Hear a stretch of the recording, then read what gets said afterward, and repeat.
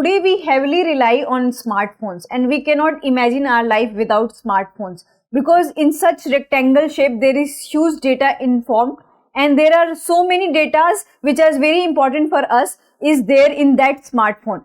And do you know that for this smartphone and for this portable smartphone, who is responsible? So it's John B. Goodenough. Hello everyone, welcome to the new series of Drishti IAS. I am Ritu and today we are going to discuss an important topic of GS3, and the title of today's topic is who was John B. Goodenough and what was his contribution towards lithium battery. So this thing is very important from prelims point of view. Before moving to the points of discussion, first of all we will discuss the previous day MCQ, and it was related to Delimitation Commission. In this question, two statements are correct. This one is correct and this one is correct and this one is incorrect. So your answer would be only 2.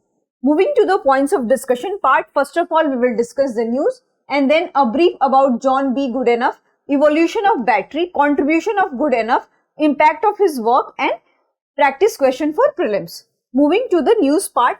So what happened on June 25?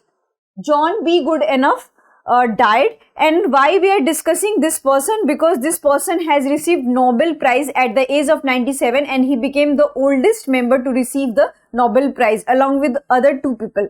And for what purpose he has received the Nobel Prize? For the innovation and the contribution to the lithium ion battery.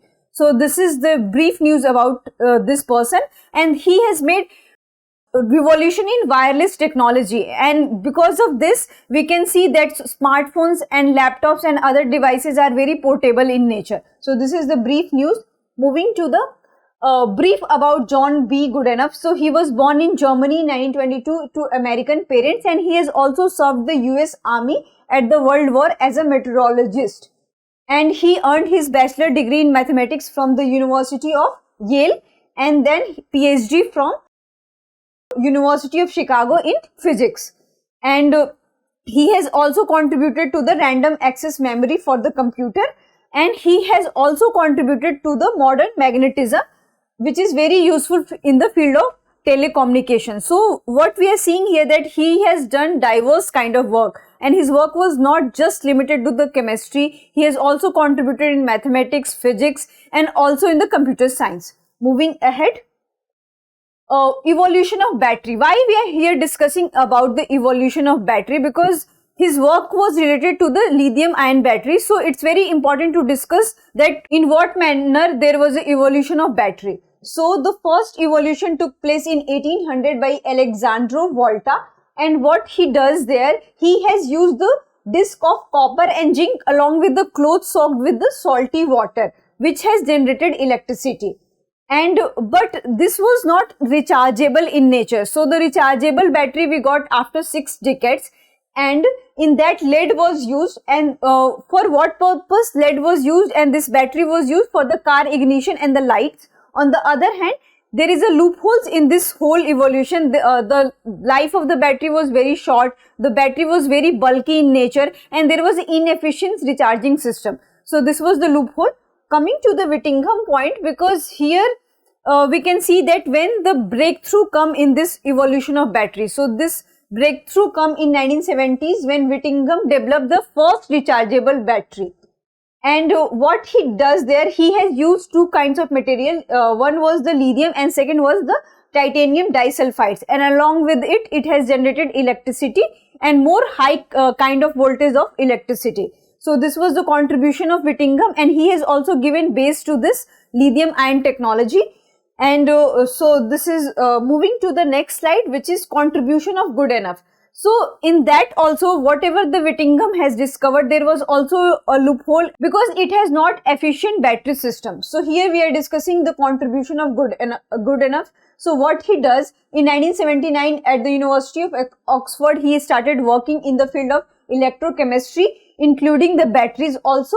And there what he had find that, earlier only lithium and the titanium disulfide was used, but metal disulfide was not used. So he started using lithium along with the metal disulfide, and he has generated more high voltage of electricity. And earlier it was generating just 2 volts, but now it was generating 4 volts. So this was the ground break of the Goodenough work. Moving ahead.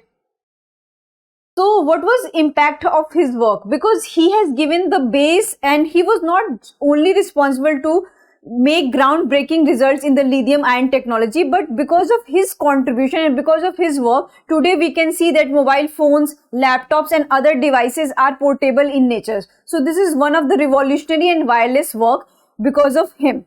So because of his work, so many people got inspired. Also Whittingham got inspired, and he has started using another things and another experiment in this field, and he used petroleum coke to generate electricity and create more rechargeable battery. So because of his inspiration, these kind of works were happening. On the other hand, he has made many things portable in nature, and this whole wireless technology came because of him. And the mainstream electronics also got so many platforms because of this. So because of this kind of portable battery and portable devices, the Sony has made more market industry in electronics. On the other hand, we have already discussed that because of this, so many new kinds of laptops, gadgets, video games happened because their battery was rechargeable in nature and also portable in nature. And we got so many other things, because not just here we are using the cobalt or lithium things. There are so many alternatives we got because of this experiment. And nowadays also, because he has used cobalt along with the lithium to recharge the battery, so it also supports so many gadgets in today's world also. So this is the contribution given by him. Moving to the question part. So this is practice question for prelims. So this is very easy question. Who among the following received Nobel Prize in Chemistry along with John B. Goodenough? Your options are Michael Stanley Whittingham and Akira Yoshino, David Macmillan, George P. Smith and Gregory P. Winter, Benjamin List. You have to answer this in the comment section. I hope you like this lecture. If you have any queries related to this lecture, kindly ask in the comment section. Thank you.